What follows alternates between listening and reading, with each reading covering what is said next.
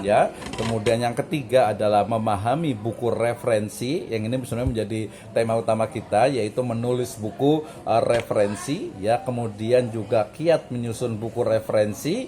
Kemudian yang berikutnya ada tips menerbitkan buku referensi. Ini kayaknya nanti boleh dibantu sama moderator gitu ya. Kemudian yang terakhir adalah membangun branding dosen. Yes, because we are lecturer, ya. Karena kita adalah dosen. Kalaupun belum menjadi dosen, maka menulis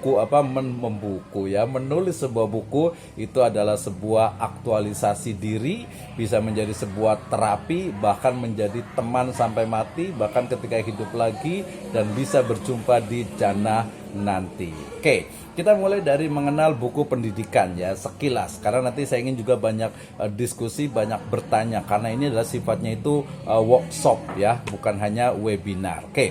Pertama, ketika kita bicara tentang mengenal dunia atau mengenal buku pendidikan, otomatis kita harus paham dulu tentang apa sih yang dimaksud dengan buku pendidikan, kemudian juga buku ataupun format buku pendidikan yang baik dan benar, serta tahap penyusunannya, plus mencari referensi dari buku pendidikan. Ini saya ambil dari peraturan kementerian atau peraturan Menteri Pendidikan Kebudayaan Riset dan Teknologi nomor 22 tahun 2022 ya, tentang definisi dari buku pendidikan. Ini sekilas saja ya. Apa yang dimaksud dengan buku pendidikan adalah buku yang digunakan dalam pendidikan umum, pendidikan kejuruan, pendidikan akademik, pendidikan profesi, vokasi, keagamaan, dan juga pendidikan khusus. Maknanya bahwa buku pendidikan adalah buku yang digunakan dalam ruang lingkup lembaga pendidikan.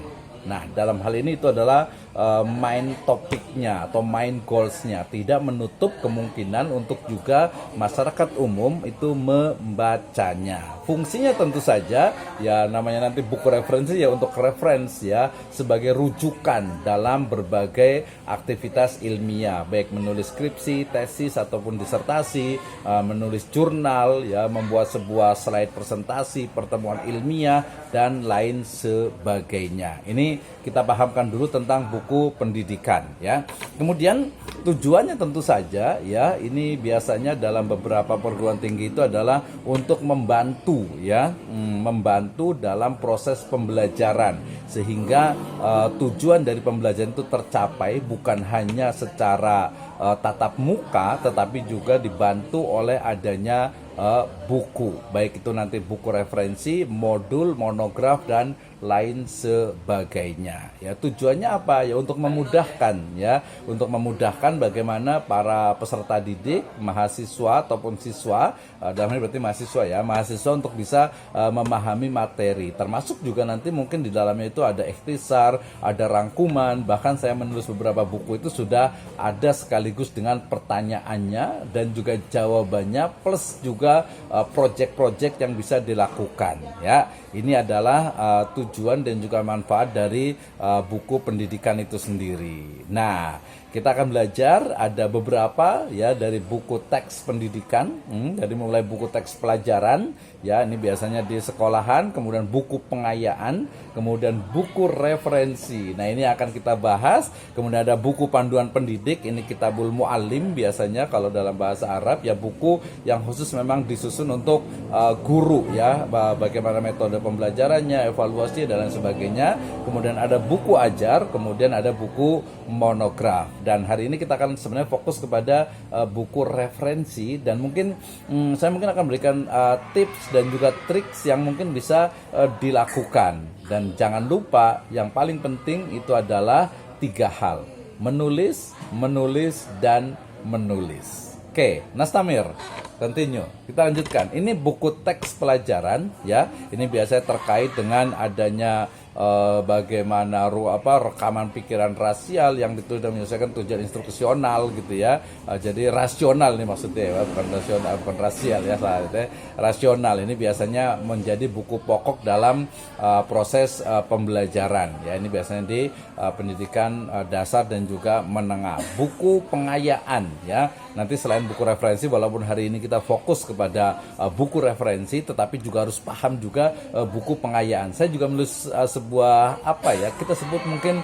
novel ya, cerita, karena untuk waktu itu kebetulan saya pernah mengajar IPS terpadu gitu ya, sehingga saya ingin memadukan agar siswa itu tidak bosan, maka dengan sebuah cerita pun dalam sebuah perguruan tinggi. Saya menulis, kebetulan saya juga mendalami etnografi dan sekarang ini netnografi, satu riset metodologi di kualitatif data. Itu banyak sekali narasi deskriptif dan juga ya semacam cerita berbasis data yang menurut saya very amazing ya, interesting buat saya gitu, terutama yang backgroundnya mungkin social science gitu ya. Oke, yang eksak sebenarnya juga nggak jadi masalah juga gitu, karena itu juga metodologi baru. Nah, ini adalah buku pengayaan, berarti dia adalah penunjang. Biasanya itu mungkin ada beberapa contoh, ada beberapa pendekatan yang mungkin perlu dilakukan untuk memahamkan kepada mahasiswa terkait dengan topiknya. Wah, apalagi misalnya kebetulan semester sekarang saya mengajar ya saya di State Sirajul juga, itu mengajar di filsafat ilmu. Kemudian juga besok juga semester sekarang juga mengajar di program doktoralnya Trisakti, itu juga filsafat ilmu juga ya, di riset metodologi. Kalau di Singapura kebetulan masih mengajar di statistik dan juga di studi naskah gitu, sehingga ya menarik kalau menurut saya ketika misalnya tadi tentang filsafat ilmu gitu ya. Kebetulan saya juga proses di salah satu book chapter juga, saya membuat juga filsafat ilmu itu, ternyata ya kayaknya nggak cukup nih, anak sekarang itu perlu adanya sentuhan baru, misalnya agak-agak ala-ala drama Korea yang dituliskan gimana tuh ya, jadi novel Korea gitu ya. Itu kayak menurut saya juga menarik juga, termasuk jangan lupa ketika kita bicara tentang buku juga zaman sekarang itu sudah adanya multimedia, bukan lagi book audio tetapi book video and audio, multimedia books ya. Saya bayangkan seperti itu ke depannya itu ya. Jadi bukan hanya buku dalam konteks hard copy, tetapi soft copy dengan berbagai link yang bisa kita klik kemudian bisa mengarungi cakrawala ilmu tentu saja ya. Ini adalah buku pengayaan ya, biasanya dia terkait dengan tidak secara langsung mengacu kepada kurikulum, tetapi dia menguatkan, mengayakan dan juga memahamkan kepada mahasiswa ya tentang topik tertentu. Misalnya saya ingat sekali ini buku sudah lama sekali ketika bicara tentang filsafat ilmu misalnya gitu ya, ada atau filsafat secara umum misalnya ada dunia Shopee. Wah, kayaknya nyari-nyari di Indonesia itu belum banyak tuh yang buku-buku penguat atau pengayaan gitu, tapi konteksnya itu ringan, renyah gitu ya, mudah dibaca gitu ya. Termasuk kita juga sedang buat tentang ekonomi syariah itu yang mudah gitu, bahkan dengan cerita. Oh, ada satu tokoh nasional juga menulis tentang ekonomi syariah dengan dalam bentuk novel. Pendidikan kemudian eksak dan lainnya sangat banyak sekali, itu juga diperlukan sebagai buku, sebagai bentuk pengayaan terhadap buku referensi. Nah, ini nanti kita akan ulang lagi, ini buku referensi ya, yaitu suatu tulisan dalam bentuk buku yang menyajikan hasil dari serangkaian kegiatan penelitian yang original, deep, mendalam, dan menyeluruh pada satu cabang ilmu. Itu namanya buku referensi ya. Ya jangan lupa ya, jadi buku referensi ya buku yang memang dia satu cabang ilmu, dan lebih bagus lagi tentu saya diutamakan itu adalah hasil dari riset ya. Makanya tadi saya menyebutkan kita sebagai dosen tentu saja ya ada integrasi antara pengabdian PKM kepada masyarakat ya, kemudian juga pengajaran ya di kelas ya, walaupun di luar kelas juga bisa, kemudian juga riset atau penelitian ya. Dan ini menjadi kekuatan dari beberapa literatur atau buku-buku yang diterbitkan di ya kita sebut negara-negara maju ya, di mana mereka ada case study-nya ada, kemudian data-data mutakhir juga ada gitu ya, dan juga tentu saja terkait dengan kepakaran dari seseorang atau dari penulisnya gitu ya. Misalnya saya juga terbaru nanti diterbitkan buku saya bareng-bareng dengan tim di APIC, Asosiasi Pengajar dan Peneliti Hukum Ekonomi Syariah, tentang digitalisasi ekonomi syariah di Indonesia. Ini kebetulan diterbitkan di BI, di Bank Indonesia ya. Jadi data-datanya, kemudian juga ide-ide barunya, termasuk juga menggali dari khazanah keilmuan misalnya Turos gitu ya, yang lama klasik, itu juga menjadi sebuah nilai lebih gitu ya dalam penulisan referensi. Tujuannya untuk apa buku referensi ini? Untuk pendamping ya dalam proses pembelajaran, khususnya di perguruan tinggi yang biasanya disusun lagi-lagi dari hasil penelitian dosen ya. Nah, ini agak sedikit problematis ketika seolah-olah itu penelitian dosen ya. Ini biasa ada semacam dikotomi nih antara ini harusnya library research atau field research ya. Maka jawaban saya ya tergantung kepada objek penelitiannya.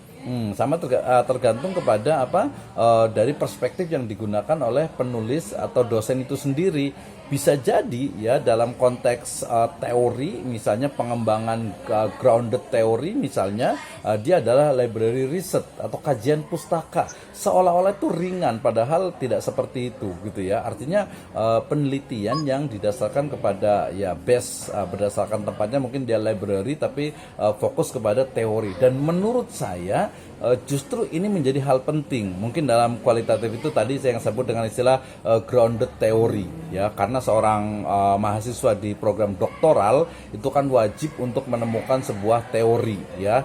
Nah, untuk menemukan sebuah teori dia tidak bisa kalau tidak mendalami, memahami, bahkan bisa mengkritik dari teori yang sudah ada ya. Misalnya saya mau meneliti tentang pengembangan kurikulum misalnya berbasis kultur Indonesia.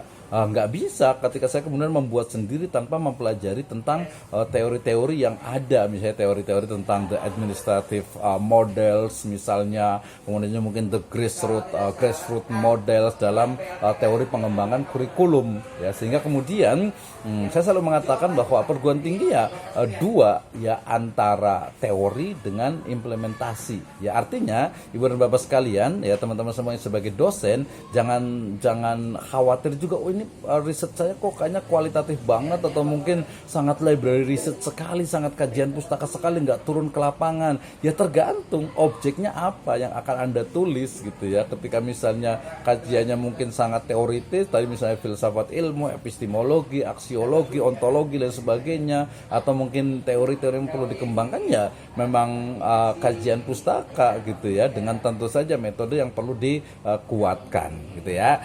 Nah, kalau yang lapangan ya memang mengharuskan lapangan, etnografi misalnya, kemudian case study misalnya, social science misalnya, atau mungkin di education dan lain sebagainya, manajemen dan sebagainya, itu ya memang harus di lapangan dan meniscayakan adanya riset di lapangan. Sekali lagi jangan khawatir dengan riset kita ya, apalagi yang baru ini ya, dosen-dosen baru itu harus betul-betul oke, yang penting saya riset, saya mulai dari awal, dan yang bisa saya lakukan mungkin dari sini akan meningkatkan kemampuan, termasuk juga nanti pendalaman dalam metodologi ya. Walaupun nanti kalau jadi buku ya udah metodenya itu sudah hampir hilang gitu ya, sudah masuk di dalamnya. Nah, tujuan yang kedua adalah ya tentu saja sebagai tambahan bagi mahasiswa dalam pembelajaran ya. Zaman sekarang apalagi kalau kayak membaca buku seperti ini ya, ini kurang, mahasiswa juga kurang. Makanya saya juga kebetulan sebagai pengurus di PP untuk pengurus pusat GPMB, Gerakan Pemasyarakatan Minat Baca ya, bahwa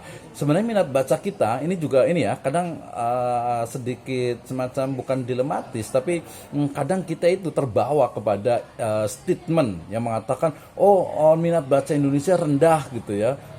Ya oke lah, untuk sebagai motivasi nggak apa-apa, tapi kalau kita bilang kita harus punya semacam positif, enggak, Indonesia baca kok, mereka rajin minimal baca WhatsApp gitu ya.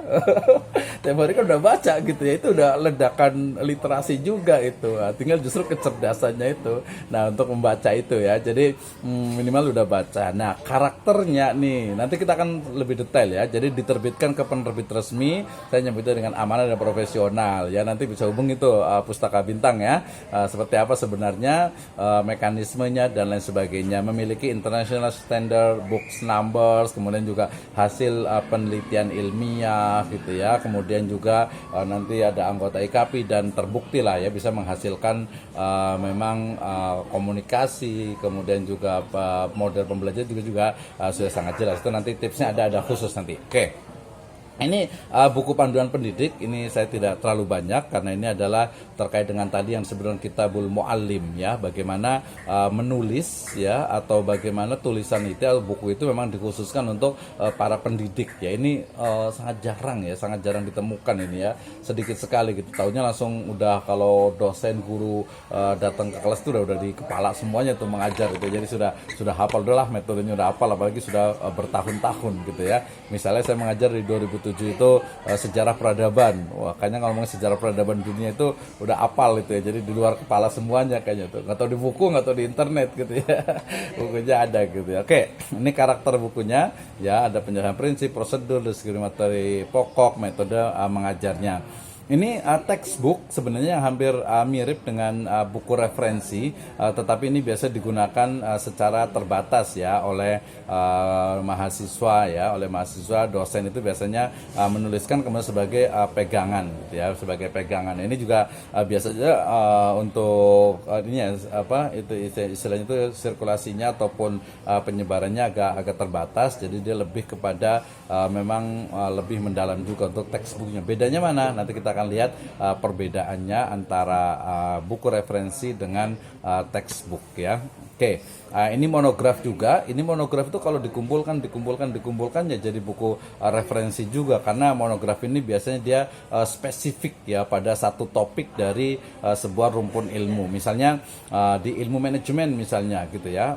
Ilmu manajemen, oh saya bikin monograf The Celestial Management misalnya gitu ya. Atau mungkin di education misalnya, oh saya spesifik di misalnya pendidikan misalnya untuk anak usia dini misalnya gitu ya, atau mungkin untuk orang-orang kurang upaya misalnya gitu ya, mungkin untuk disabilitas person misalnya, itu dia monograf, dia sangat-sangat spesifik ya, dan itu biasanya juga sangat terbatas, tapi dia biasanya lebih mendalam karena dia merupakan hasil dari sebuah riset dari seorang dosen tentu saja. Ini beberapa karakter ini saya lewati gitu ya. Ini juga tadi format yang tadi jelas ya. Kalau kita ngirim misalnya buku ke Pustaka Bintang ini kemudian formatnya masih seperti ini, waduh ini kayaknya agak susah nih gitu ya.